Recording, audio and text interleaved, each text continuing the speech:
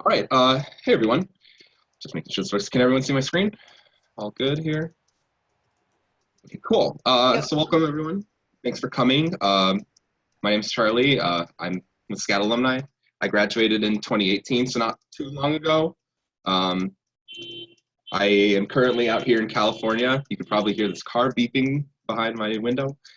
But I've been out here about a year now since I graduated. That was like roughly 2 years ago now, I think, actually coming up in like exactly a month. And now I'm working as a material artist at Sony VASG. Currently, they have me out here in LA at Insomniac Games. Before that, I was another place, but I'll talk about that in a bit. Before we even start, here's all my socials. It'll be recorded, so you can screenshot them now if you want, etc.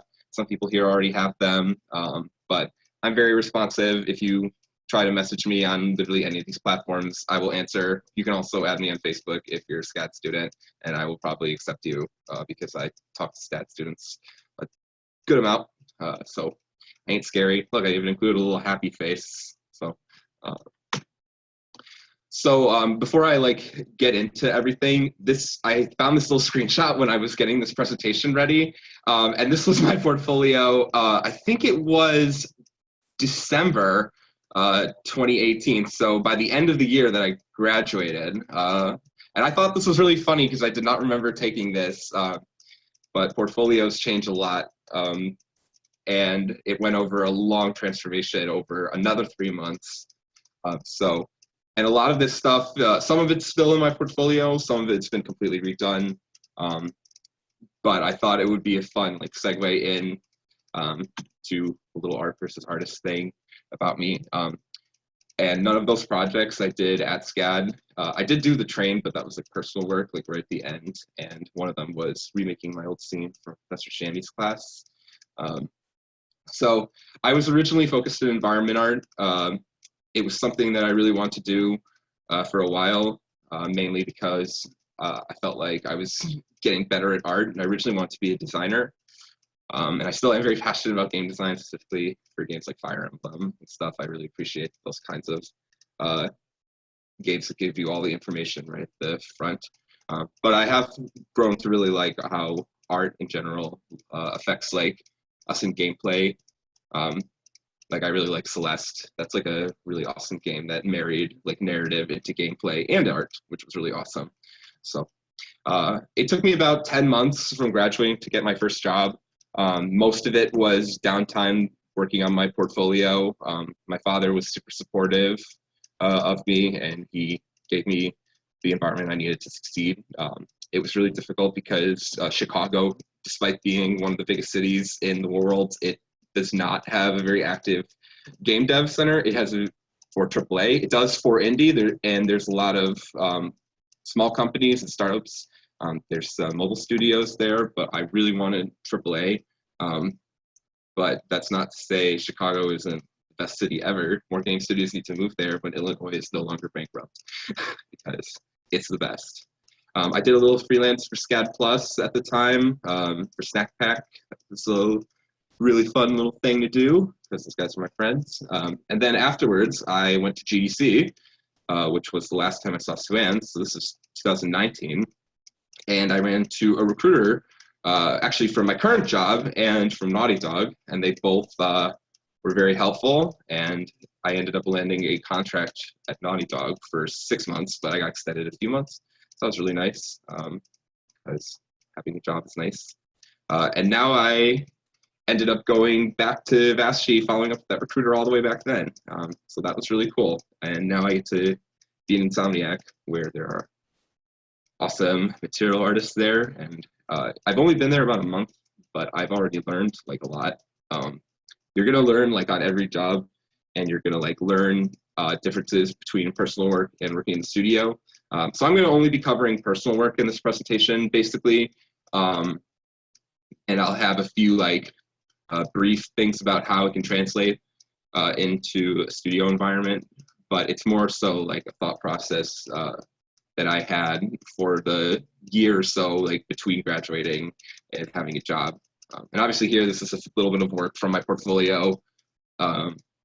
all of it's up there to another ArtStation link because I need to show myself, of course. Actually, that's just because that's what printed with the Art versus Artist. This is the one I'm going to be breaking down today because it had the least awful graph, and I've been working a lot. So, but there's a lot going on with this one. This was like probably one of my favorite ones that I've done. Wood is like pretty simple to do, but there's a lot of complexity to it. And when I'm making materials, I always like to start with my reference photo, which conveniently I have loaded here. I think you guys can see this. I had a really bad habit when I was doing personal work of not making a super huge mood board. This one on the left is actually a photo that I took myself from my dad's house. I just put a bunch of pennies on the floor to see how long the floorboards would be. And then I just used these other pictures for inspiration, etc. I wanted to have some secondary elements, so I just took whatever I had, and I was like, paperclip might look cool. Maybe someone will think this is a sort of abandoned office. And it was fun because I was already thinking about narrative. Which is going to bring me back to how I start materials. Usually I'll just be thinking about something I want to do, and I usually just start in Designer. I work for 20 minutes. And then if I like where something's going, I'll grab a bunch of reference, probably delete what I was doing, and then start from scratch. It's just, for me, it's really easy to just start doing something active instead of planning something out, because I find if I put a ton of time like planning on these, then I like will be halfway through it and then probably stop. But I've gotten a lot better about that. So your reference is really important, and then you have to think about like how contextually they're going to fit into the scene. Even like small details can make a big difference, and you have to keep this in mind even in like a large scale environment. A lot of the times I think that materials get pushed to the side because we have so many different like vertex blends like in Unreal and stuff, and you can just layer multiple materials atop of each other, and that's going to get even better, I'm sure, in Unreal Engine 5.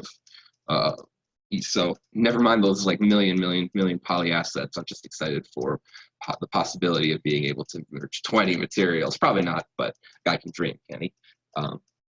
So I'm going to top into Substance like right now, and I'm going to go pretty slow, or I'm going to try to.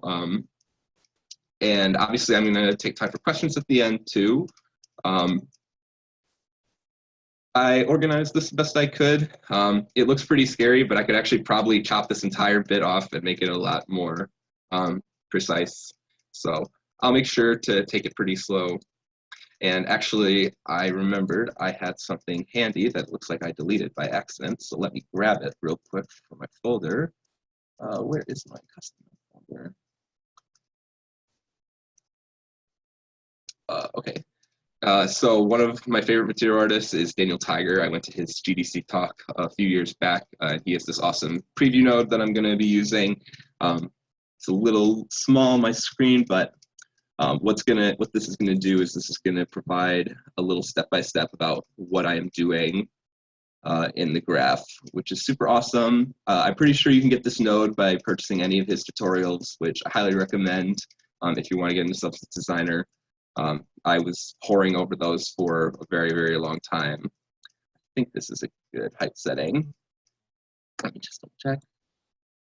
Cool, this is fine. And also make sure the tessellation is good. So when I start my graphs, I usually like to set the tessellation really high. I'm going to basically go to materials, default physically metal roughness, which is default, click tessellation. And then that will bring this menu up. They changed it in the last update, so it like almost threw me off a bit at first. All the way up, and then now you don't get that tearing. And I usually just bump the scale all the way to maximum. Usually like you can do it around like 0.6 to 10. But when you're working, you're always going to be building your height map first because it's going to pipe directly into your normals, because the most important thing about materials is going to be the shapes that make them up. So don't forget sometimes to bring your scale all the way down just to see how your normal map is behaving, because you're not going to have the extreme degree of tessellation that you will have in a studio environment. it's just very expensive. It's like millions of tries. So, and it's simulated, but you'll use your height map for other things too. So that's that. So I usually start my graphs off most of the time with a tile sampler. This is one of the best nodes in the entire package. I use it in almost every graph, and when I'm not using it, I usually am fumbling around wondering why I didn't. So it's an amazing node that has a ton of options, basically.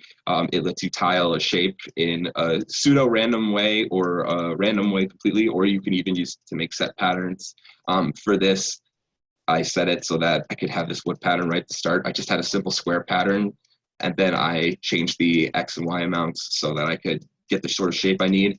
There's a bunch of scales here. I just adjusted them very, very, very slightly. And I need to have the annotation thing here, although I don't know how to make it so that the annotation will fade away after a second or so. If I do draw, what happens? But to just undo every time. So yeah, you'll have to undo. Okay, that is fine with me. I'm actually going to see. Okay, that one's better. That's the one that we use at work. Let me move this over here. Yeah, so as you can see, I just did a very slight amount here. So that's, you know, sometimes you don't need to go like really extreme. You'll find actually as I go that a lot of my settings are set to very low. It's handy because if you do such an extreme value, I am someone that likes to work in extremes because it's easier to scale down than it is to scale up because you can scale up exponentially, but 0 is 0, man. Same if you're doing negative intervals in anything. If you're just fiddling around with sliders all day, you can come up with infinite possibilities, and that's kind of the trap with Substance, is you have infinite possibilities at your fingertips, but you are the only one who could put them in control. So once I have this base shape, before I start anything, I like to make a little network with a bunch of masks. So flood fill is a really awesome node. Basically what happens is you can just basically take any kind of pattern and it will fill it with data.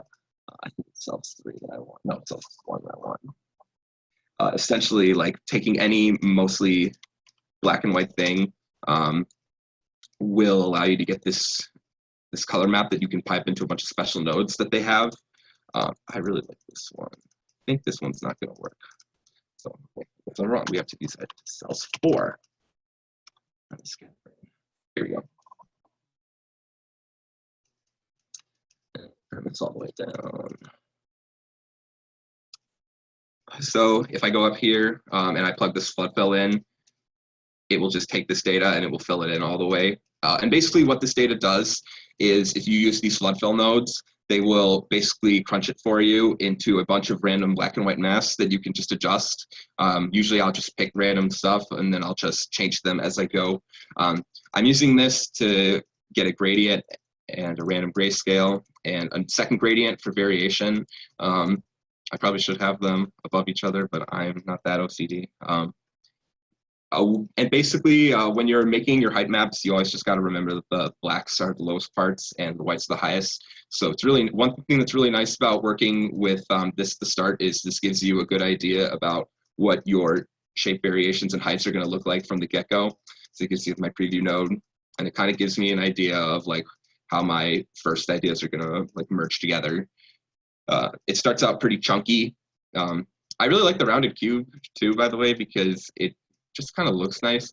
I like to present on spheres because you can see how light hits the material at 360 degrees. I think that's the main reason that most people present on spheres, but that's my reason. I think cylinders are honestly the best for presentation, but everyone has their own ways of doing that. So anyway, I'll delete these. So I saw a long time ago some people call this like their brain, and I just call it my like start. It goes off to other parts of the graph, so I'll focus on what's in here first, just to go step by step. So what I'm going to do is I'm going to take my tile sampler and I'm going to bevel it. This is just so I can like smooth the edges a little bit. It's really hard to see, but there is still a little bit of black information there. And I'm basically just using it to get a bit of sloping on the corners here, just to eliminate any like tearing. Because right here I have hard edges. And if you go from straight white to black when you tessellate your material, it's going to tear a little bit in the height map. Obviously, I have a high tessellation setting now, so you won't see a lot of that tearing. But if I actually just plug it back in here, I think you can see a little of it. Yeah, you can. It's kind of like artifacting. So that's why I do this step. Nice, plug it in. After that, I'm going to overlay one of my gradients on top of it. I just do a copy because I basically have only white information right now, and I just like set it to whichever scale I think looks best. In this case, it's 0.39. Now I get to kind of like, this is kind of my way to like soften the gradient. So now I can get this kind of sloping. And obviously we're going to bring that down even more. I need to stop saying obviously. So won't be so extreme. Afterwards, I add a slope blur to it. It's just to give the edges a little bit of irregularity. This is a point where I probably would drop the scale all the way down to 0 just to see how it's behaving in my graph. So once this loads, I'm going to drop it down. So now I can get an idea of how my normal map would look in game. I'm going to crank that back up. The reason I do this too is with the Perlin noise is because Perlin noise gives you a really nice sort of slope without providing like a ton of extra noise. Substance has so many different like grunges and noise maps available to you. But I always find myself using only a handful. It depends on the artist. So whichever like maps you think work best for you and give you the best result, that's like the awesome ways. There's no correct way of doing everything. I do find that Perlin noise is a very good catch-all for a lot of situations, and clouds too, which I also joke on Twitter, if you're not using clouds too, you aren't making materials. I think I've had that discussion, which is fun. Afterwards, I bring it through another slope blur. This time I use clouds and I use transform node. Transform is actually a node that I'm trying to use less and less. The problem with it is when you do certain things, you actually break your material's tiling. Don't know if you can see it here, it might be kind of small. But essentially what happens is it can create this sort of breaking. So but in this case, I'm just using it to blur my graph, so it's not actually getting overlaid anywhere. So this tiling error will not show up in my graph if I click over here. And this is nice because doing soft clouds too like that gets you a little bit of surface noise. We're going to cover it up later, but it's nice for getting some wear around the edges mainly. It's kind of hard to see, but you'll see a little bit of this big black fold will be more of the kind of stuff you would get from a Perlin noise. Here, it's a little bit there. There you go. So swap between the two. Now you can see this kind of damage that we're getting. And that's basically all I do for the main planks. I like to start with the big forms first. You always should. It's going to be much harder to make big forms conform to your swell details, if not almost impossible most of the time. It's easier if you break it down into components and you think. So the next thing I think about is the grain of the wood, because this is what connects next to my graph. So since we have like the macro forms already, the next thing we got to think about is what's going to be overlaid over them the most. So here I just have another tile generator. This is different than tile sampler. It has a few more options. I think it's like a little cheaper. I forget. It's a little cheaper, a lot cheaper actually. And also it has a few like more options with randomization, and it's just basically a bit easier to use sometimes. I actually use tile generator all the time instead of sampler, but now I only use generator on select occasions. It's something really you just have to kind of do with experimentation, but a lot of the logic with them is very similar. So afterwards, I take my tile generator to get this kind of I don't know like what you'd call it. It kind of reminds me of like a Lincoln log cabin. And then I'm gonna warp it with a Gaussian noise, which is basically just Perlin noise with a little more darker stuff. And this is gonna kind of start to make it sort of wavy, etc. And then I'm gonna use a directional warp with another Gaussian noise that I've scaled way down. This kind of just like gets this like really weird like bump pattern in it. And it's like really noisy, but we're also going to transform it. And this is going to stay tiled, thankfully, but also now it's going to start to stretch it, and we're going to start to get the base of our pattern. Afterwards, I just use a blur. There are two blurs. The difference between blur and blur high quality grayscale comes completely down to what your end result's gonna look like. The blur high quality grayscale is what I use in almost every situation. Because blur will sometimes give you a sort of artifacted look. It's not really visible here, so this is why I decided to use it. But normally I'll always use high quality grayscale. I like always set it to like 1 or something and set the quality to 1, which is pretty nice. One thing I like to do periodically too is if I feel like I'm losing too much information is I'll run an auto levels through my graph. This basically will reset your histogram range, which I can actually visually show by using irregular levels. It works just, the levels node basically works like any histogram does, obviously in Photoshop. I said it again, I'm gonna keep a tally of that. And the histogram right here will show how much of your black and white scale is being used. We're peaking pretty high near the whites. So if I just plug into this auto level, it will automatically clamp your graph to use the entire histogram. It's really handy but you need to be aware if you are using auto levels that level adjustments that you make prior to using the node will probably get overwritten. So I really only use it when I feel like I'm like running out of value, and then I'll reclamp it again later if I need this to be more precise, et cetera, et cetera. You can get the same result by manually tweaking a levels node. If you move the sliders here, there's this option right here. I'm gonna circle it. It's this middle one.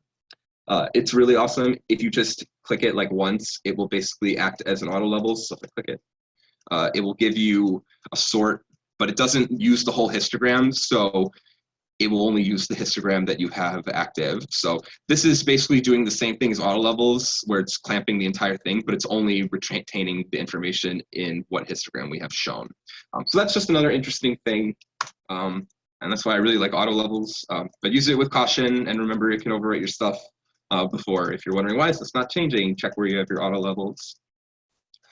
Next, this is a gradient dynamic. Basically what it does is it lets you pipe color into an object.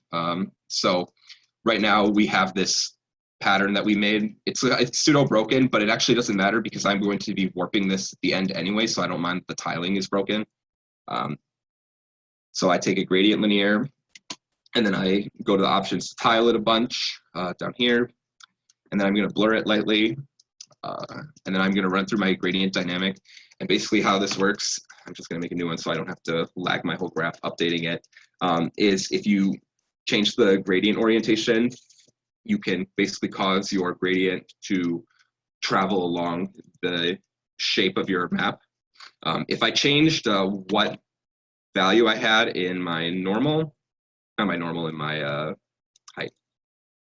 So if I take this gradient linear 1 and I take the tiling way down, you're going to see that's going to start to affect your grade. And so you can make really big detail or really minor detail. It's super nice. So this is like one of the easiest ways to make wood I've found, or at least the grains for it. So now if I plug in my preview node, now you're starting to get something here. Basically just all the little noises before were just so that we could get this kind of wiggliness on the shape. I'm going to run it through an auto levels again because I want to get the most out. And it looks really ugly and super tearing, but that's okay because we are going to warp it again. I use this directional noise too for a lot of wood stuff because it looks like wood fibers like right off the bat.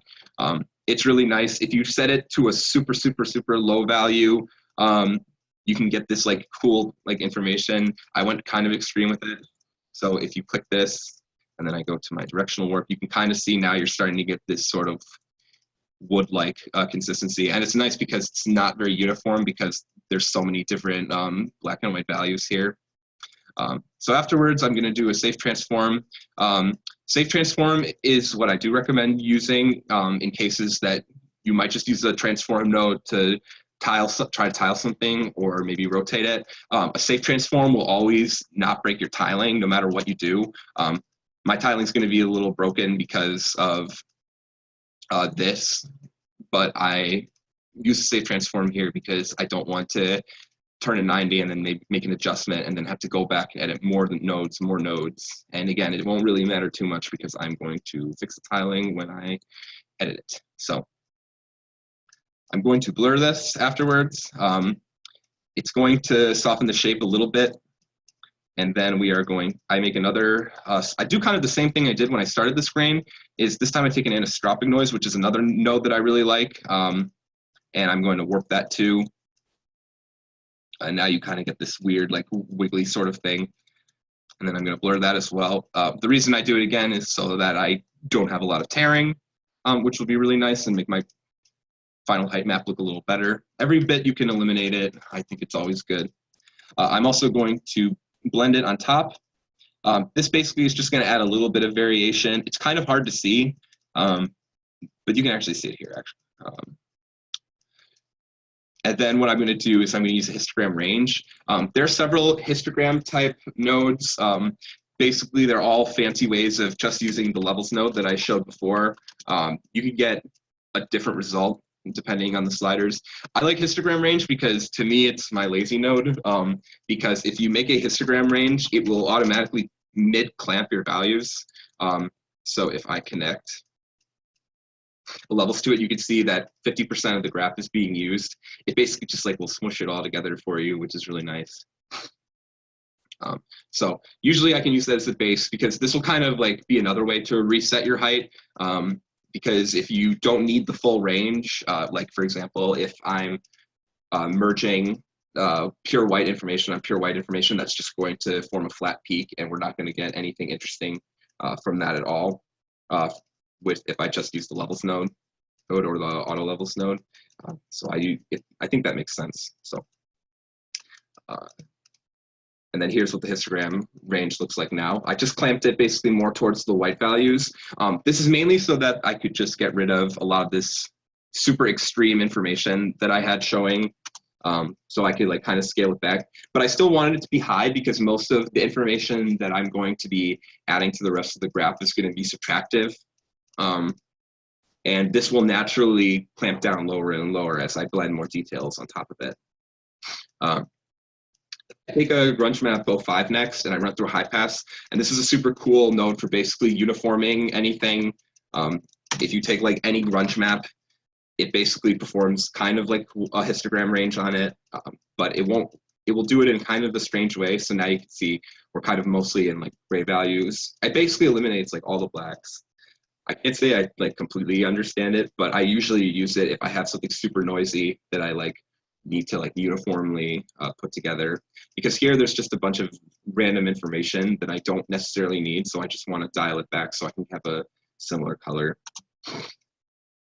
Then I run through a scan. It's another histogram node. It's a really nice node because it basically works as a levels node, but if you just set the contrast to 0 or 1, it will basically just let you work in pure whites and blacks, so I could just mask out basically all the gray information and be left with only the white and just a few slopes. If I just turn it up higher, it will give me like completely white peaks. And this, I use histogram scan all the time, mainly for making masks.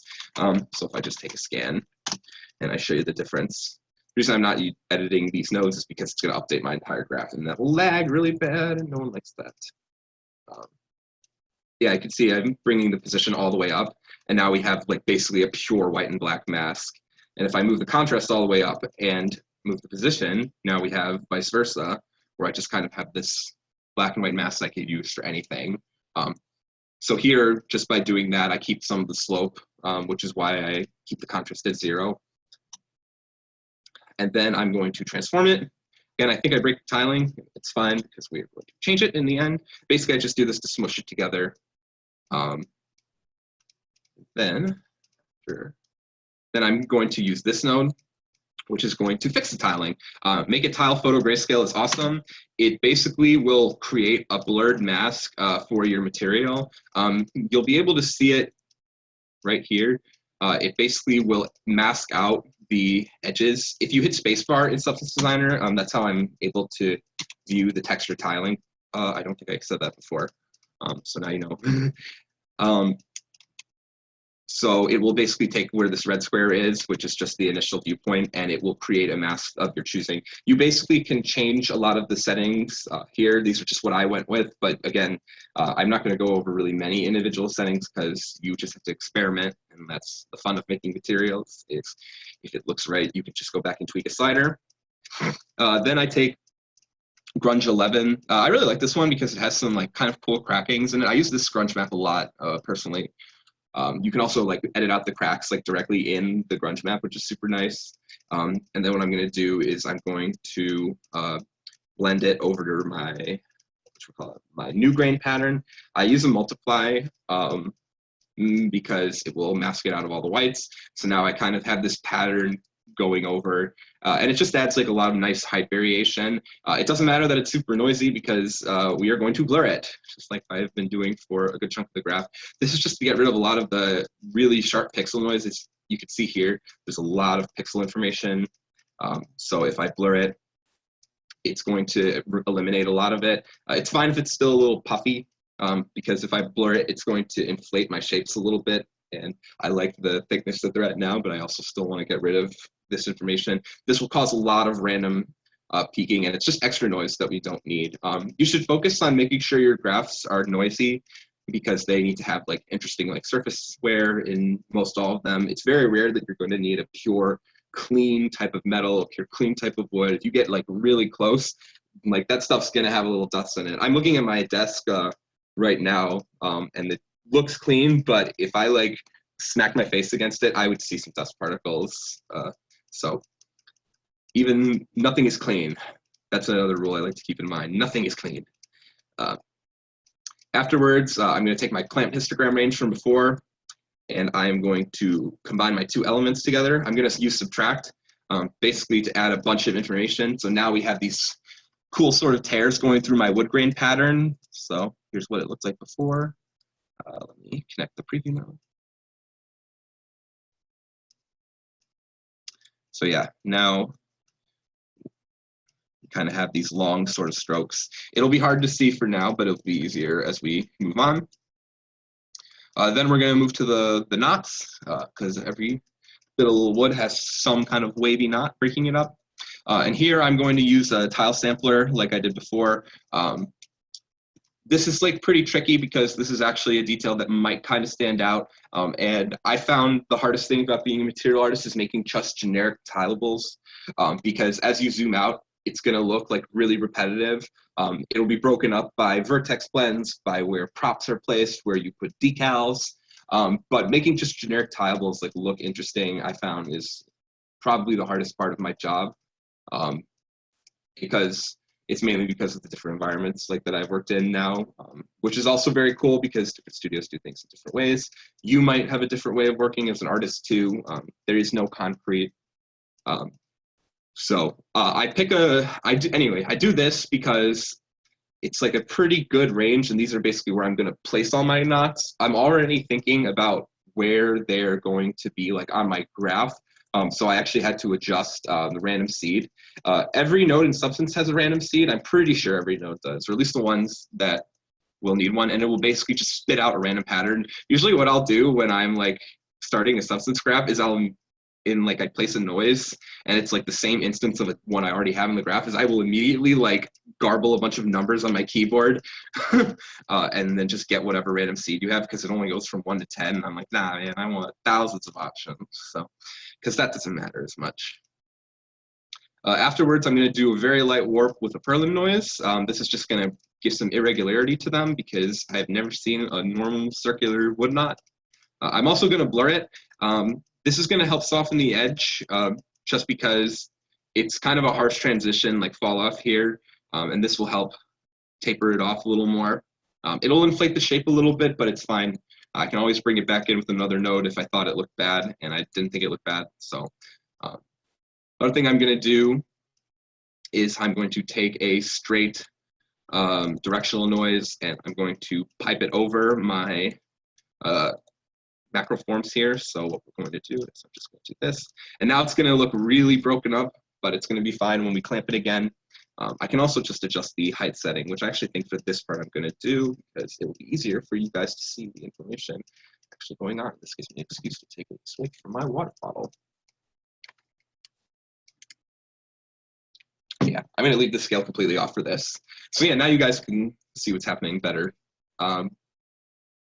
So now we've got this really, really, really, really rough surface. And when I looked at my references before, if I go back to them, I kind of used my dad's floor more as scale for just my secondary components. So I looked here, and they are really like rough, and this is like pretty interesting, but they are not, these things are like not nearly this bumpy.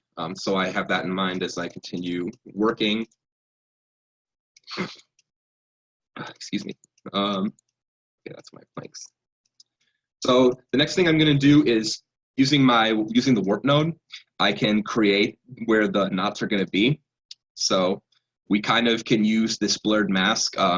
That's another thing, reason I blurred is because if you blur it, you're going to get a softer sort of warp here. So what this does is it will basically take the shape, and I can basically control how strong the blurred like mask is going to be. So this is just basically for getting where the shape is going to go. And then I blend on top of it. I blend the exact same thing. This time I don't use the blur mask because I just don't want the extra size to spill over the edges. So this way, by using my unblurred warp spheres, I'll be able to make sure that it will fit the confines of my warp, and you can see it nestles really nicely on in there. So that's really nice. And then what's going to actually have to happen is this is going to need to be changed to get an actual grain pattern. So I'm going to do the exact same trick I did before down with my wood grain. What's really nice is you could just recycle like the same techniques for a lot of graphs. And what's really also nice is when you are creating lots of materials, you will be able to build off of them. There's no reason I found to repeat doing the same steps to make a crack generator like over and over. If you're doing the exact same like 8 nodes to make cracks, you could just save them as a separate substance graph and import it as a utility node, which is really nice. So if you do that, then you'll just save time in the long run. So the more materials you make, the faster you're going to get to. You'll also like understand like a lot more about what kind of practices to avoid, but that's with doing practice for anything. But this is nice because Substance is very friendly with letting you drag and drop things into their graphs, et cetera, et cetera. So yeah, I basically do the same workflow: gradient, blur it, and then dynamic it. This will basically let me control the number of rings. And then afterwards, I took that crack grunge map that I said I liked a lot, and I turned the cracks like way up, and I basically just got rid of all the contrast. And then I'm going to transform it. I'm just going to scale it like really far down because I want it tiny, mainly because these would be way too thick otherwise. And then I'm just going to multiply it over my knots. And this is going to add some nice little crackage and break up to them. And then I'm going to slope blur my knots. I'm going to use Clouds 2 this time, just to add some like nice chipping. And then I'm going to blend it over.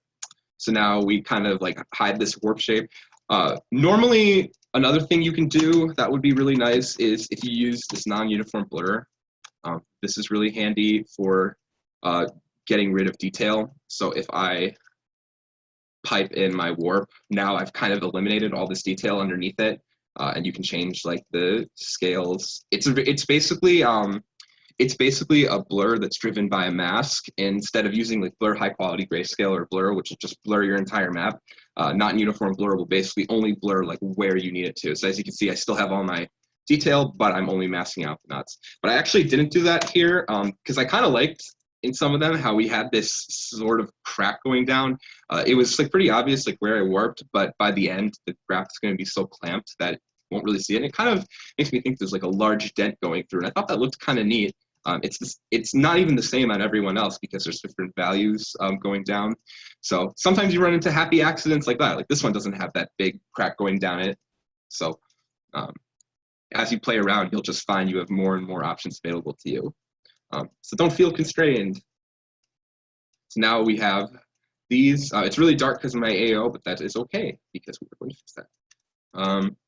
The next thing I do is I use directional warp, and this is actually where my graph got a little messy, so I actually have to click to see what I was even warping with this. I'm pretty sure I warped it with my brain, with my plank pattern. So yeah, so here, one of my favorite tricks, I actually have an ADA level article on my ArtStation. that you can check out where I actually go over this trick in a little more detail. But using pure black to white masks with no blurring, which is sharp fall up, is an amazing way to break things up, I find. It's like an awesome cheat. If I take any grunge map here, I guess I could show it to you real quick. And then I'm going to take cells 4, I believe is the one I'm going to want. Directional warp. And I'm also going to have a blur node to show the difference. And this is going to be quick setup. Small. I'm going to set this to something really extreme, 300. So yeah, if you see here, this directional warp is going to take this cells pattern here, and we have this grunge map, and it's just going to break it up basically to the shape of the cells pattern. This is how I'm going to be able to take it and blend it over my planks, because even if I overlaid this over my planks, it's just going to look like I slapped this noise on top of the thing, and that's not very interesting. It will break the immersion of the material. If I go back to my slideshow real quick, you can see here that it's not entirely obvious. Like the grains like line up a little bit in some places, but over here, like they look completely different. It's just going to add like nice surface breakup between each plank. And that's another thing to like think about too, is think about how to make them look as not procedural as possible. They just need to feel organic. If we try to blur this cells pattern, this raw breakup is actually going to look very different. So I'm going to do that real quick for an example. But yeah, now we get this kind of weird artifacting. So that's really like the purpose of doing it like this. It's one of the times like where I won't advocate to blur the shapes, and it's really nice. So hopefully that example made sense.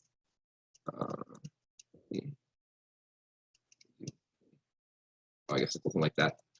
Oh, right, it's because the grunge map is so noisy and the AO is so high. So yeah, the next thing I'm going to do is just that. I'm going to warp it by my directional blur, and now you can see the cutoff like right here.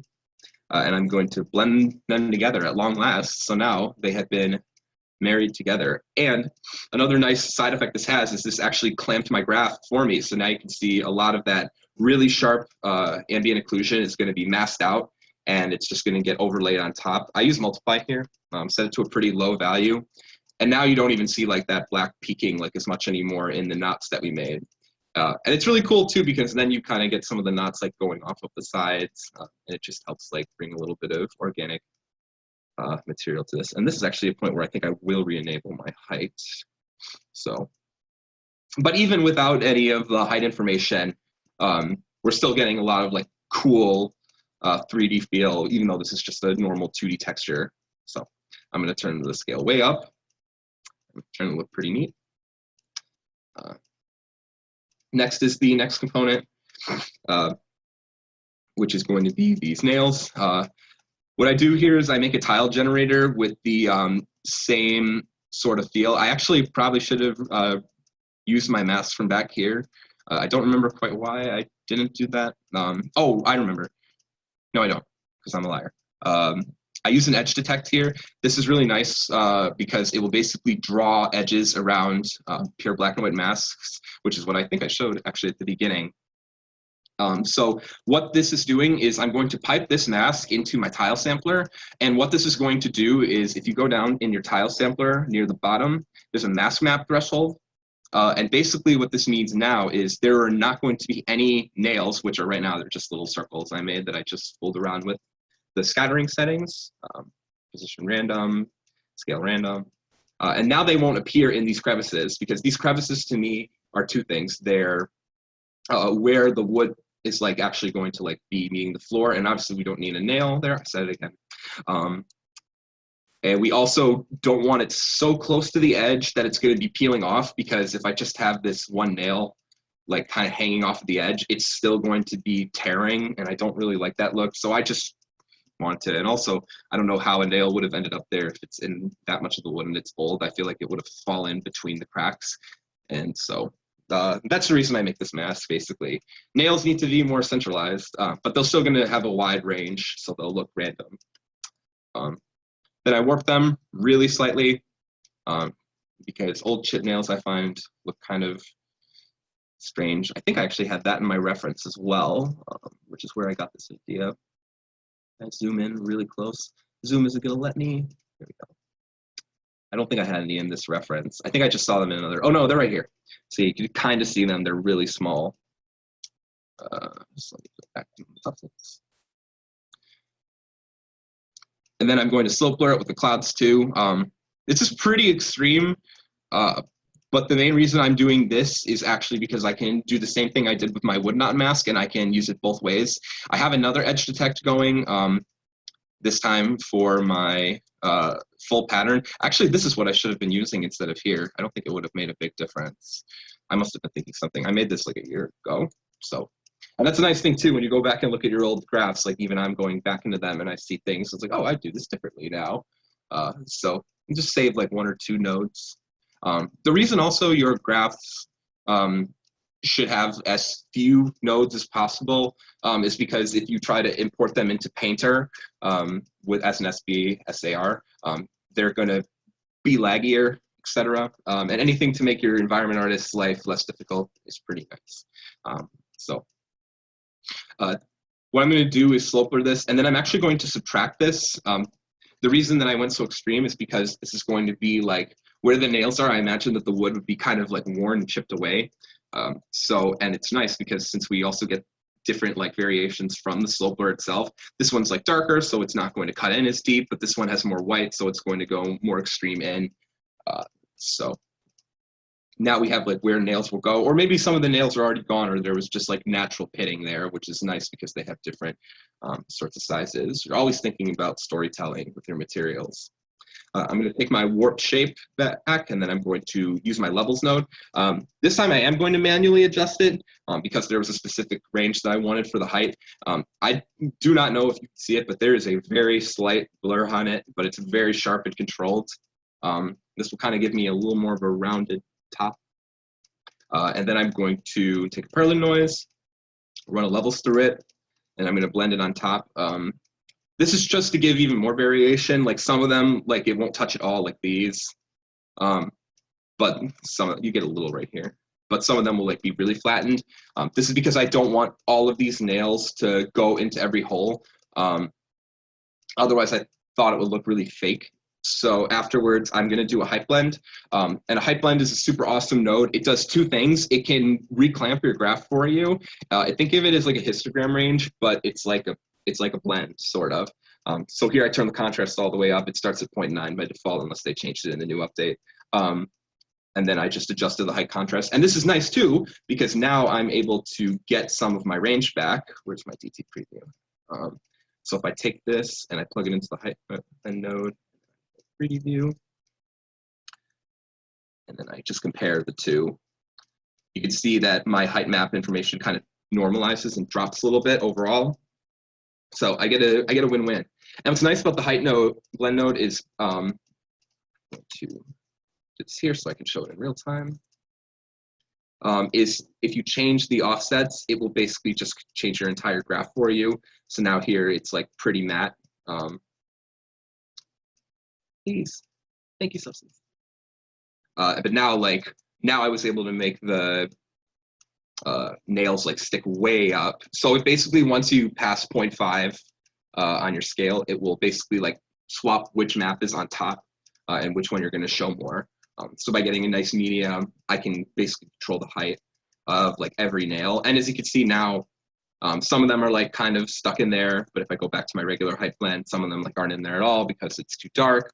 But the ones that are really bright, the tallest nails, are going to be the ones that show up. And now it's nice because maybe some of the nails, they sank so far in the wood you couldn't even see them, or they just never there to begin with, or maybe someone slammed it down in there.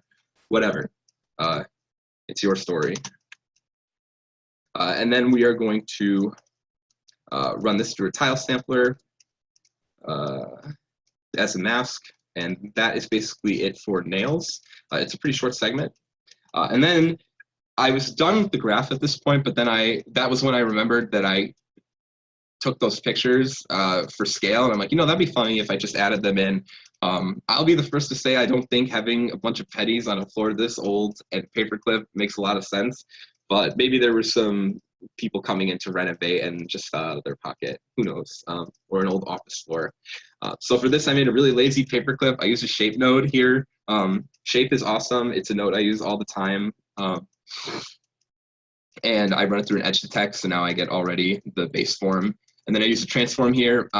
This is like one of the times where I will use transform, is it lets you freely move around your stuff.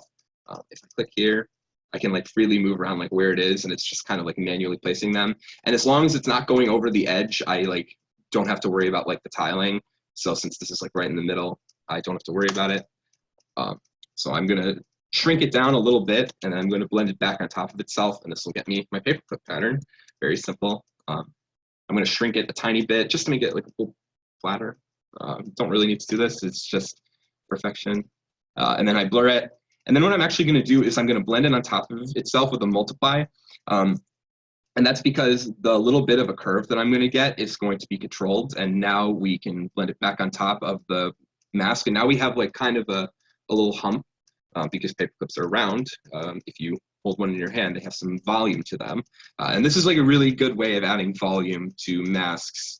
And I was able to do that with just like 3 nodes, this effect, without having to worry about like clamping it manually. Because another way I could have done it too is I could have just changed it with my levels node, but that would have been a lot of effort because I would have just had to like slide it, and then I would have had to just kind of clamp it. And now we've got kind of a similar effect to what we did down here. But if I made a change back here, I didn't want to update my levels, and like maybe I didn't like the exact value, etc. It's all minor stuff, but it's just workflow based, essentially.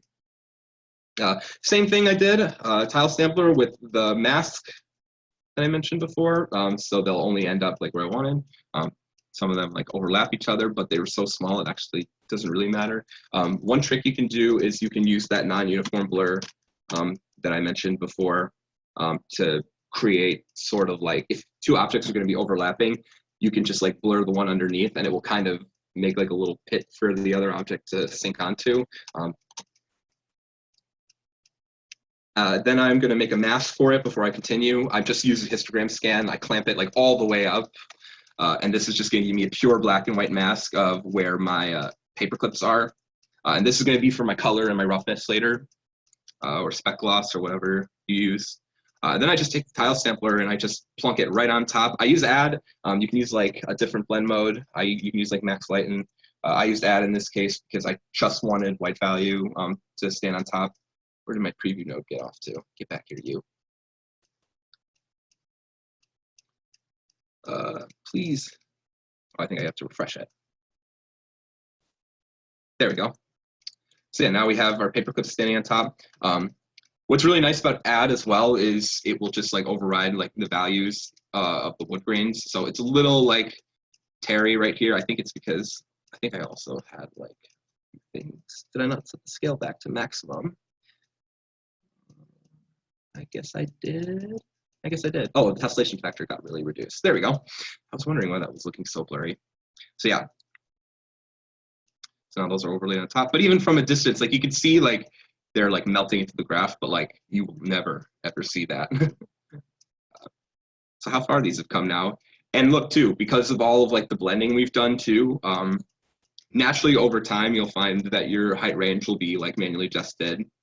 So just by starting, and again, like it's like I said at the beginning, like starting with extremes is like really good, because this used to be like so thick, and now we've got it to a point where it looks pseudo-realistic that Planks this old might have like creeped this much. I like to exaggerate a little bit in personal work just for the renders and stuff, but you will need to be a little more grounded as you're making like actual like stuff for a studio.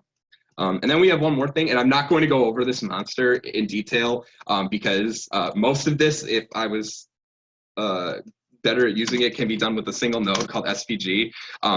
Basically, what SVG does is it's basically the pen tool from Photoshop, and I like don't use this node like a lot, but there's an awesome substance designer mask by, I can't say his last name. It's like Vincent DeRozier. I met him at GDC last year, and he's a super amazing guy. He's the lead material artist at Ubisoft, and he used this node a lot to create custom shapes, essentially. And what I did here was I basically took one shape node, And then I just used a ton of nodes to just like basically turn it into putty until I could get a very, very, very crude looking Abraham Lincoln that I stopped worrying about the detail on because it was going to be so small and tiled and like you would lose all the detail. So I'm going to just break down this part right here. But essentially, like, it's just a lot of transforms, warps, blurs. It's the same thing done over and over. And then I just basically added it up so that it would have like some bumpiness to it. And I hate pennies now as a result, but I wanted to do this. I mask out my Abe Lincoln. So here I have my Abe Lincoln shape that I've constructed with all those. I would show you guys if I had more time, but I also think it'd be a very important breakdown. I take a transform and I just recycle my same shape node, scale it down a little bit, and then I bevel it very slightly because pennies have that little lip like on the edge, and then I warp it like really slightly because like I imagine like where that little ring is on like the penny, like on the outside, I imagine there'd be like dust particles that would like get stuck. So these are just like for that, and it's basically only for Abe's like bottom half here to like basically cut it out so he fits perfectly in the penny. And then I use a histogram range, and then I scale him a little more just so he fits the way I want to.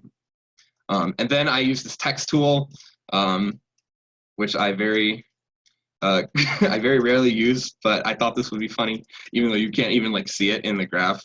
And then I directionally warp it with a sphere so that it like turns upwards. I had to adjust this to basically fit with the penny. Same thing with the text tool again, and I just use transform to place it like where I need it to go. Then I forget what I did here. I think I subtracted. Yeah, so this is like how I get that little lip. I just take the circle and another circle, and I just subtract one from the other, and you can very, very finely see a lip here. I think, yeah. Here it is, if I do something really extreme.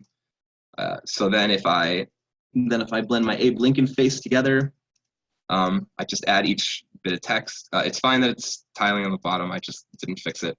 So I was lazy because you won't be able to see it. And then we have a kind of sort of blend. And I'm going to histogram range it. Oop, I don't want to do that. So you can see like that's another thing too. It's like I put all that detail like into this, and then at the end I was like, this doesn't really like make a huge difference. But I stopped worrying about it because at that point I was too far gone. I think it's also the preview node doesn't have as much AO in it. So if I auto levels this, I think it might look a little better. I'm not going to get hung up on it. No, that will not. I'm not even about it. Anyway, you get the point. I run through a tile sampler, same thing. I didn't run a mask for some reason, but I would definitely do that now. And then I blend my gradient from the beginning on top of it, because if I tried to flat blend these pennies on top, even though the wood would be slanted, the penny would like basically just be like sitting on top. I wanted the penny to slant with the wood, so I just used my gradient mask that I used at the beginning of the map. And this is like why it's handy to have like a few masks at the start, because now even this far in, I'm able to move them together, etc., etc. So what I do next is we're going to be finishing up now. So I'm going to put the pennies on top of the wood planks. And this is going to be view. And now they are here. I have a mask running through them as well. I'm pretty sure it's just a histogram. Yeah, it's just a histogram range. Scan, same thing I did with the, it's a scan, sorry. It's the same thing I did with the paper clips. And this is just because when I blend them on top, I can just like flat add them, and I don't have to worry about like the wood grain pattern like showing underneath and like making it all rigid and bumpy. And the last thing I do is lazy dust, as I call it. I just take dirt 2, I histogram scan it to get rid of some of the excess dirt, and then I just slap that right on top. It's so minor and micro, and it already looks very random. It just is to add a little bit of interesting like surface breakup. I don't even know like if you can notice it because it's so minor and tiny, but I noticed it. And then afterwards, I'm going to make some extra masks. So I blend my nails and my paper clips together, and then I add my pennies, and that's going to get me like my final mask. And then actually, I believe this is the finished height, which means we're almost done. So here it is. This is like the final material with like no color. And I just pump it normally through a default AO node. I just will turn down the settings to get like my ambient occlusion. And I think actually at this point too, I can just stop using the preview node and we can just view the actual final material as is in Substance Designer. And while I'm working, and I don't have it open because I'm scared my laptop will crash if I have Zoom open, screen sharing, is I'm constantly bringing my height map into a marmoset. What's really nice is every time you go to export your textures in Substance Designer, if you have them in the exact same spot, they will auto update in marmoset, and that's really handy. So I'm always like doing that just to make sure. And I'm also like making sure I have like lighting already set up because I just want to see how shadows and different macro forms are going to be behaving. I pipe my height map through a normal node, and I usually will set the intensity like 10 or 20, usually 20. It's personal work, so I don't have any problem with a high normal. And then I will make a curvature mask for a cheat. I actually have two different normals here because this one is more intense than the other. This is the one I'm actually using for the material itself.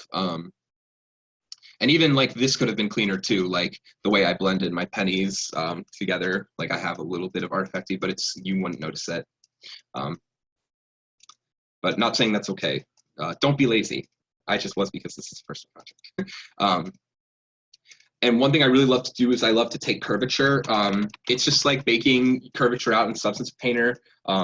There's different types. I really like curvature smooth. And then I do really lazy roughness, which I have thankfully found a lot of people do, so I no longer think it is lazy, is I just will invert it with the levels node, and then I'll just tweak it. Usually your curvature is going to give you like all of like the crevices and like stuff here, like all the crevices are going to be dark, so if you just invert it, you can get like a nice mask. And then what's nice is because we already like did half the work with making our height map, all I have to do to get roughness is take like my previous masks, blend them on together with each other. And then I had to invert my penny mask because it didn't look right, because the highest points should be the ones that like someone would have like rubbed. Because if you touched a penny, I could have put a thumbnail on, but I didn't feel like importing a bitmap, nor did I feel like making a whole one after I did that Abraham Lincoln face. And then here I have my penny mask, and I just blend on like a clamped grunge map. This is based, I had like a penny that had like a lot of like grime like built up on it. With some of them like are like they turn completely blue. That's pretty cool. So I was like, oh, this is neat. And they were like not on like Abe's face, but it's cool because now we get like different sort. And this just helps make the pennies feel more unique too. This one has a lot more. And that's actually the entire roughness. It's like very simple. Roughness maps are really good to build first because you could base a color map off of a lot of the same information. But I sometimes like to build color first. It just depends on the material. Most of the time, you'll want to do your roughness like first before you get to color. So for the wood albedo, what I did was I basically set up a bunch of like grunges together to help break it up. So I took one part of my graph, I just took when I directionally warped my grain to fit my planks all the way down here. And then I blended Dirt 5 over it. I did this separately because I don't actually want this dirt to appear in my normal information. I only want to appear in my color.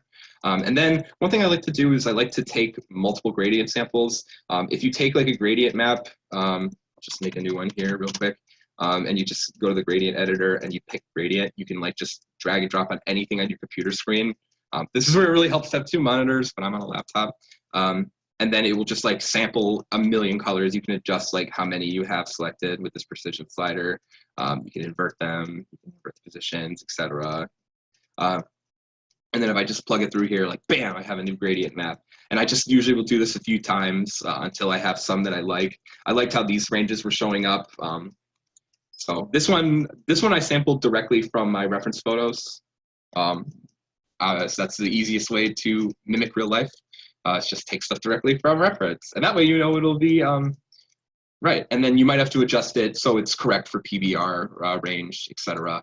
I think they have a new PBR validate node in the new edition of Substance. So that's really nice, but I'm pretty sure you can have Unreal yell at you if with like a green or a red. I don't know if that's been implemented yet. I know Harrison Eilers, who used to be a student here, made a plugin for Unreal that shows PBR validity with materials, which is super nice. I don't know if he made it public though.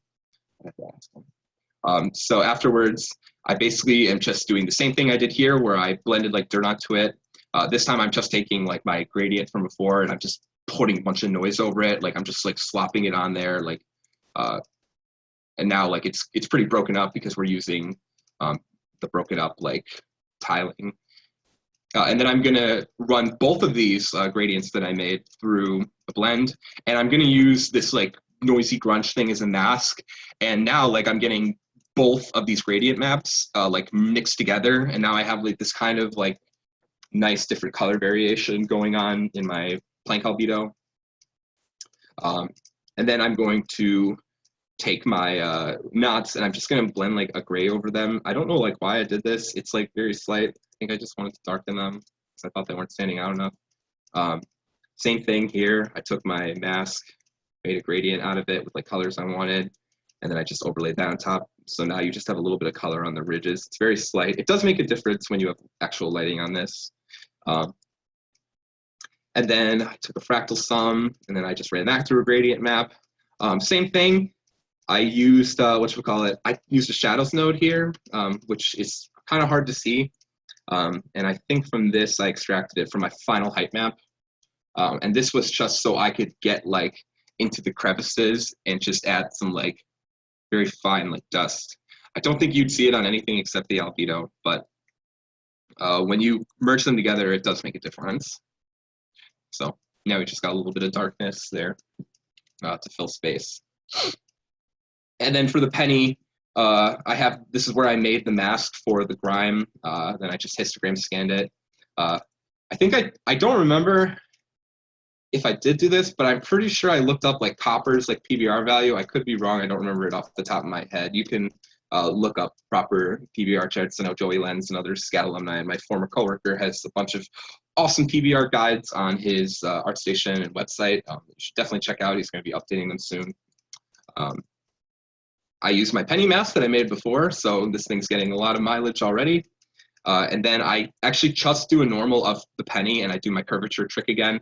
And this helps a lot with adding volume, because now we just have this, and now I can just plop the penny face like right on top. And we're going to gradient using our grime mask. Going to darken it, and now we've got this gross sort of color overlaying on the spots. And then all I do is I just start to bring it all together. So for the final albedo, I actually blend my AO on top of it. Sometimes I'll do this, sometimes I won't. It really, like, there's lots of ways you can do it, but this is just basically to add a little shadow to the albedo itself. Because like if I didn't have an AO map, like now I can at least fake a little bit of shadow in my color map. So you can see like this is where the penny rests. And then I just add on the metalness, which I got from this map before. So I just do this on top of everything. I probably should just drag this one, doesn't matter, because I'm going to still overlay the penny color on top of it. And then I'm going to add a dust node. This is one of my favorite nodes. I like use it in every single graph at the end. Dust basically lets you take an ambient occlusion or a normal, and it literally just makes a dust map for it. Here I'm masking it out with a grunge map, and I'm just having it like go crazy like in certain spots. Dust has this little noise option at the bottom, which will help like randomize this. Now we just have this like white noise sort of effect like real dust. And then I just like ran it through like a random color. I chose this brown. I probably shouldn't have used this brown, but then we're gonna blend this together. This is the dust that I added at the end before. It just adds like a tiny bit. You can actually see one particle of it here. I made it contrasty just so it stands out a bit because like you literally can't notice it, but anything helps. And then I take my curvature and I just blend it over top. I usually will overlay it. Sometimes you'll like invert it. I thought this looked pretty good. And that is actually it. That's actually the final material. So I can go back to, and this was the render that I did in Marmoset of the final material. So I know that was kind of long and a lot of information, so I'm really glad this was recorded. But also, we have some other stuff. These are like all my favorite like texture artists. I'm sure I left off a few. I follow like 800 people on ArtStation, but especially these people are all like people that inspired me. When I was working, I was viewing their portfolios a ton. They all work at like different companies. Again, like Daniel Tiger is the top one, and I was using his preview node throughout this. Josh Lynch is where I got the name The Brain from. I work with mesh modeler Javier Perez, who is an awesome guy who has actually some content on ArtStation Learning that you might want to check out. If you already have a pro membership, you have it for free. He's got a lot of tutorials on there. And then all these people have done substance drops, GDC talks, or just have generally like inspiring, like good work on the internet. So I would definitely check all of these people out. Screenshot this. I'll bring it up again if anyone needs it.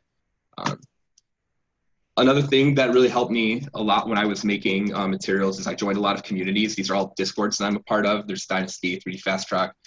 Thank you, Mercedes, for giving me the link to experience points. I thought I was already in that, but I was not. But a lot of my friends like from Dynasty are in experience points. These are awesome. They're free to join.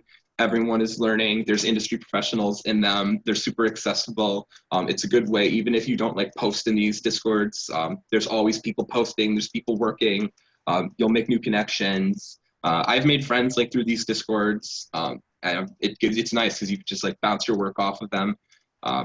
You join Discords with your friends, inspire each other, make lots of personal work. I really want to get back to doing personal work, but being trapped in my house because of COVID-19 and also because of, well, working from home, I don't really want to open substance after a work day. But that's actually my whole presentation. It was really lengthy, and I didn't actually think I'd be able to talk for 2 hours, but I think we have 40 minutes for Q&A, Cyril. I'm not sure, but yeah, thank you all for coming. I hope you found this informative, and I'm down to answer any questions. And like I said, I'll actually leave my socials up on screen for you guys while we do this. Will you give access to that presentation? Like, will you post that PDF? Sure, I can. Okay, guys, if you have questions, so I think we have questions from Indy.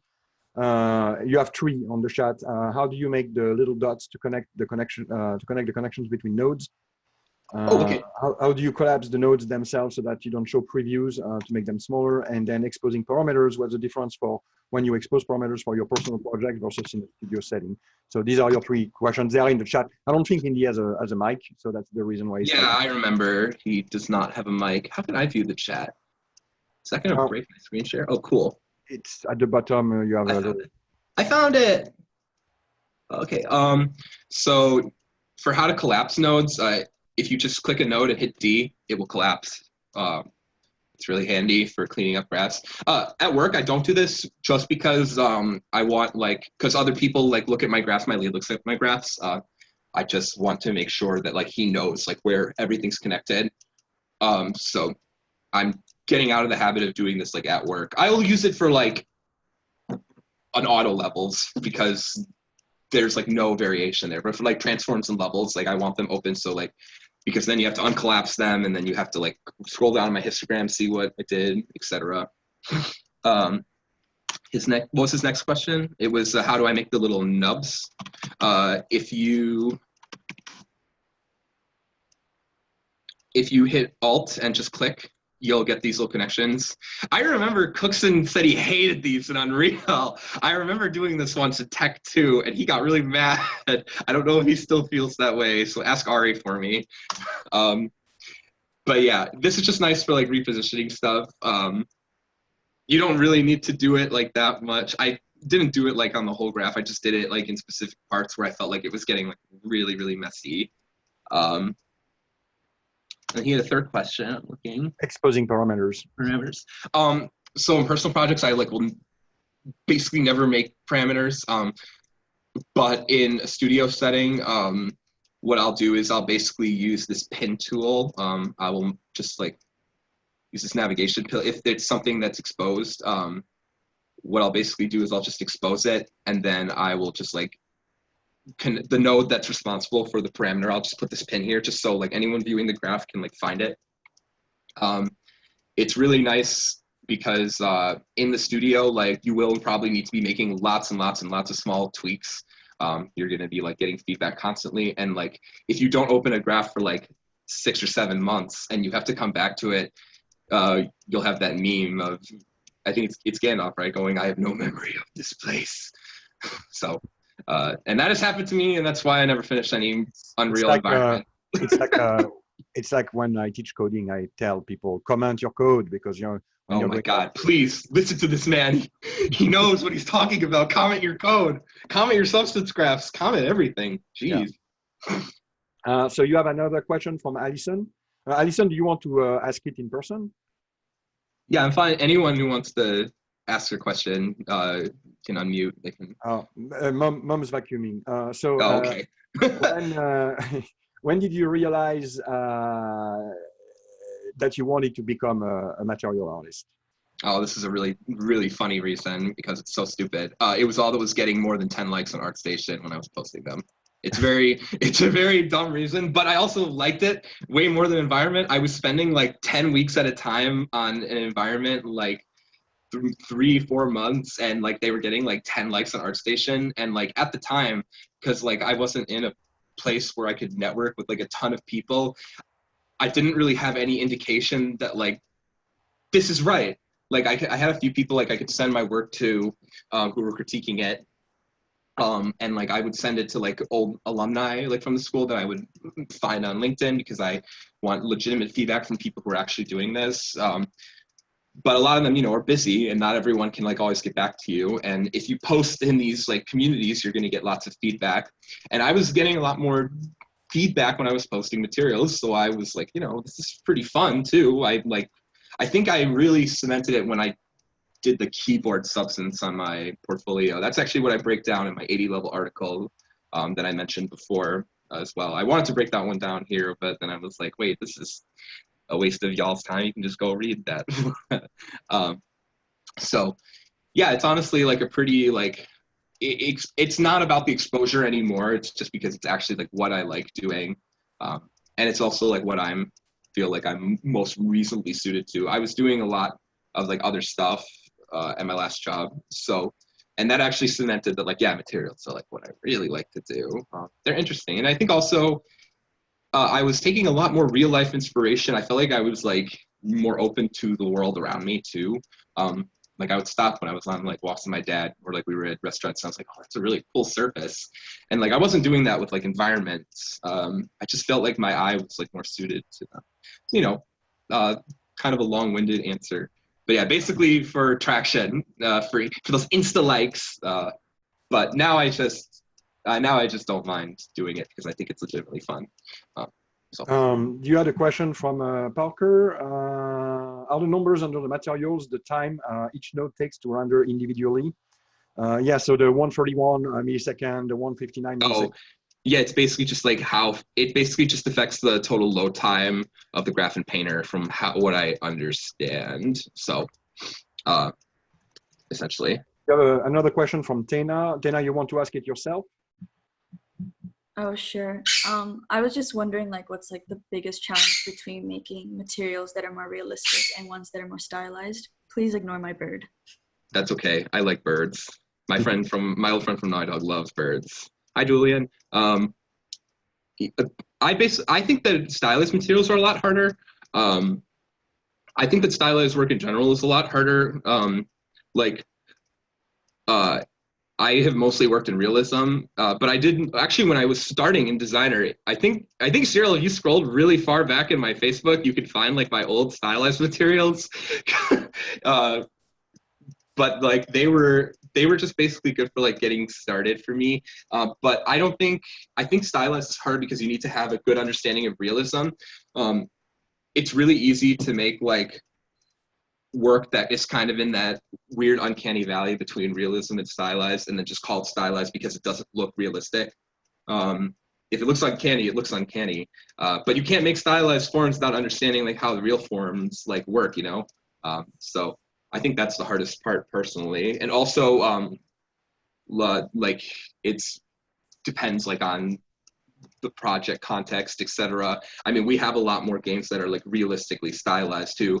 Like you have, I feel like I just played Horizon Zero Dawn actually like last week. That's a pretty good game. That game is like pretty realistic like environmentally, but like there's a lot of like really stylized like stuff in there. So, but it mostly uses like realistic like materials. It's kind of one of those middle grounds that like leans into both ways. I would say it definitely like falls more under realism because if you like look at how the characters are zoomed in, you can see like pores on their face. Well, the thing is that often people use stylized, but the reality is that no matter what you do, there is an art direction, there is an art vision that is going to kind of like level a little bit. So that means that you can have things that are going to be photoreal, but they are going to be lit a certain way, they are going to be treated a certain way, and things like that. And Correct. There is always going to be a level of stylization on everything. So it's there is and Stuart, you have a question?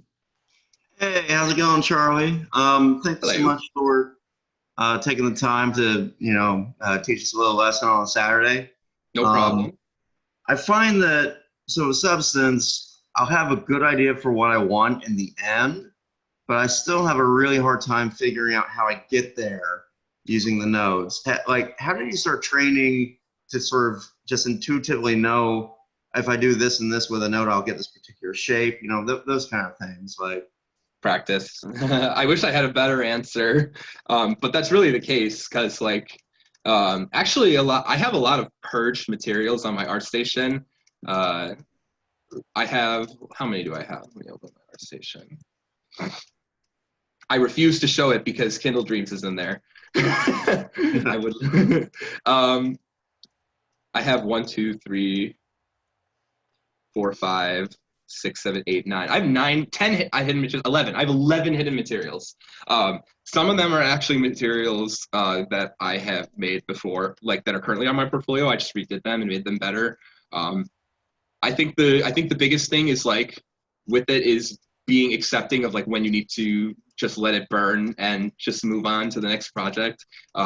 It's rough because like as an artist, we're like very attached to our work, but also in the studio, like 50 people are going to touch your stuff too. It's not like a solo effort, at least in AAA. Obviously in indie, I said it again, damn, I've gone so long without saying that. In indie, it's going to have a lot fewer people, your scope is going to be smaller, you'll probably have a lot more of your hands wet, but in AAA, like your stuff is going to like go through a ton of hands. So you kind of just have to experiment a lot and just accept that you'll have a graveyard. I have a graveyard of substances, believe me. Most of them are really wacky ideas. Like I have a Christmas tree one. I really should try and finish that. So the only way you're gonna get better is to practice. I made a ton of materials like when I was like learning, you know, it might take you like 20, 30 materials before you have something like that you're really happy with. And also like another good thing to do is find like talks and stuff where people break down their graphs, see what they do. I definitely remember Ari saying this in Tech 1, that he's like, get this idea out of your head that you have an original idea because nothing is original, and he's very right. Everything is derivative, especially in AAA, but even in coding, right? Because you're always going to like follow the same logic to make like things work. In art, like you're going to like use similar techniques. It's all about art direction. That is what sets you apart from someone else. So don't be ashamed if you see a good way to make cracks in someone else's like substance workflow. Be like, I like that. I'm going to do that myself in my workflow. It's not reserved to that person, but it is reserved to you to make it look unique. So I feel like that's a kind of a good way to put it, and not just practice. Thanks so much. Yeah, no problem. We also have a question from Abby. Yeah, I have an answer, hopefully. Hi. I was wondering how often you would make, or if you ever make custom like grunge maps or stuff outside of Designer and bring them in, or if you just use the standard nodes. I use standard nodes. I very rarely bring bitmaps in. They cause a resource folder to appear in your substance graph, and that's really irritating. So I don't really tend to do that because also it's going to cause an issue when you're sharing it with other people, because they will, if they don't have like a file like locally on their computer, you have to like send them the folder too. So it just adds unnecessary bloat. You can basically do everything default nodes. If you make custom nodes, use those. I do use like custom nodes, so I do like have to make like those resource folders anyway. But I think the only material on my entire ArtStation that has a bitmap in it is my keyboard keys have the thumbprint bitmap that I mentioned earlier because I was lazy. Yeah, I tend to stick to the default like stuff in Substance. I mean, it takes you so far, so may as well make good use of it because it's there. But if you really need like free stuff, Substance Source, and like people's buying tutorials from people, sometimes they'll include like the custom nodes that they use. I'm pretty sure they always do because there's no point in giving you a tutorial if you can't follow it to a T. So yeah, that's me basically. Yeah, I was actually wondering the same thing because when you created your Lincoln, I was like, why don't you just import? Because I'm also weird and like to do everything in Substance. I've been told some people. My lead before he joined Insomniac, he was doing some Houdini Substance sketches. There's some really cool like people on ArtStation, and I forget his last name. There's a guy named Simon. You can look up Simon Houdini. And he has a bunch of cool like Houdini simulations to Substance where he simulates his entire height map in Houdini and just uses Substance Designer to make the color. I don't have Houdini, so I can't do that. But although that is something I definitely want to look into. Procedural art is cool. Do we have any more questions, anybody? I'm not seeing any more on the chat. No, we're good. Okay, well, it seems that our question pools dried out. That's fine. I had a lot of good questions. Well, listen, Charlie, that was pretty awesome, and thank you again very much for taking the time to do this. I hope that the recording is not messed up. For everyone, so the recording doesn't necessarily become available right away. So I'll get an email when it's done compiling. And what I'll do is I'll trim it and then I'll post it on YouTube and I'll post the link. Will you send it to me unlisted before you make it public? Of course. Cool. I want to just send it to my boss just to make sure I didn't accidentally say something I shouldn't. So, just in case. Yeah. So yeah, and Stuart says that you should create your own YouTube channel. I've been saying I said that a year ago. I have two really good friends, Dylan Abernethy and Chunk Trafficander. Chunk is actually got a YouTube. They both have YouTube channels. Dylan's is Tie-Dye 58. Chunk's is Get Learned. Get Learned is actually how I got started with Substance. Chunk is a very good friend of mine now. He actually just graduated from college. So even people that aren't in the industry have like amazing resources out there. And I did a little podcast with them a year ago. And I told them I would do that in June. And I'm like, well, it's June. But I meant June of last year. So laziness again. This is your first step today. Yeah, I know. That's part of the reason I wanted to do this. It's like thank you again. Thank you very much for doing this, Charlie. Thank you to everybody that showed up. I appreciate you guys taking a little bit of your Saturday to spend it with us. Yeah, this early too. I never wake up at 7:30. Jeez. Well, you West Coast people. Listen, I would move back to Chicago in a heartbeat if there was industry there because I like Chicago. Well, the reality is that I think that a lot of companies are going to realize that people can work remotely, and so it may not be impossible in a close future to kind of like work from home. Maybe. I do like that studio interaction though, and seeing people. As you know, I'm an extremely extroverted person. I can't sit inside all day. You can still have Zoom open while you're working. No, I like fist bumps and high fives and hugs and stuff. So, and pointing my finger at people's face. Finger. Okay, guys, thank you very much. Thank you again, Charlie. Well, we'll all be on the channel in a couple more at 2. No, at 1, from 1 to 2, I'll make myself available for those of you that are in Studio 3 that want to show the material for the trailers, and then we'll go from there. All right? Thank you, everybody. Thank you, Charlie, again. Yeah, for sure. I'm stoked to get to see you again. So. Well, listen, that Discord channel is not going anywhere, and so maybe. No, I know. I'm glad. maybe Oh yeah, I'm in I'm in Cyril's Discord, so you guys can feel free to reach out to me there anytime. So, Yep. or you can just tag me or just DM me, and I will probably answer. So, Cool, awesome. Thank you, everybody. goodbye, Bye. everyone. Goodbye.